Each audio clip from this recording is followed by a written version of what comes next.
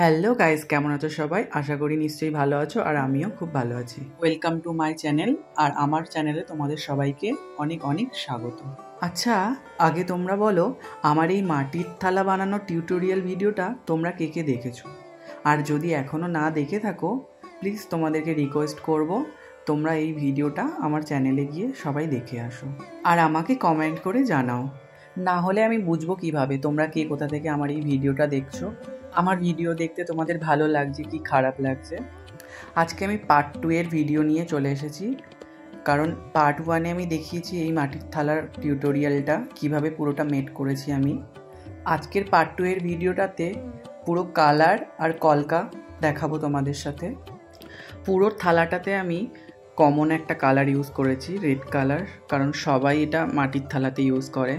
তো এটা মাধুর্যও খুব সুন্দর, দেখতেও সত্যি অসাধারণ লাগে কালারটা। তো আমিও পুরো থালাটা রেড দিয়ে বেস করে হোয়াইট ফেব্রিক দিয়ে পদ্ম কলকা করার চেষ্টা করেছি। অনেক দিন পর আমি আবার এই কাজগুলোকে স্টার্ট করেছি, জানো, করতে বেশ ভালোই লাগছে আমার, খুব মজা পাচ্ছি আমি এই কাজগুলোতে। বিশেষ করে তো এই কলকাগুলো, অনেক দিন পর আমি কলকাটা আবার ট্রাই করলাম। প্রায় ভুলতে বসেছিলাম, জানো, আসলে সব কিছু প্র্যাকটিসের ওপরেই নির্ভর করে। সত্যি বলতে আমার অনেক দিন প্র্যাকটিস ছিল না। আর সত্যি বলতে কলকা এমনই একটা সূক্ষ্ম জিনিস, এটাকে যত তুমি প্র্যাকটিস করবে তত তোমার হাতের কাজ ফিনিশ হবে আর দেখতেও সুন্দর লাগবে। প্র্যাকটিসের অভাবে আমার অনেক হাতের কাজগুলো নষ্ট হতে বসেছিল, জানো। তাই আমি ভাবলাম এগুলোকে আবার সেই প্রথম থেকে শুরু করব আগের মতো। যাই হোক, আমার পুরো কলকা কমপ্লিট হয়ে গেছে।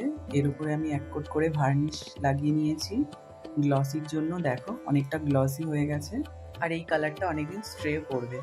দেখো তো তোমরা কেমন হয়েছে।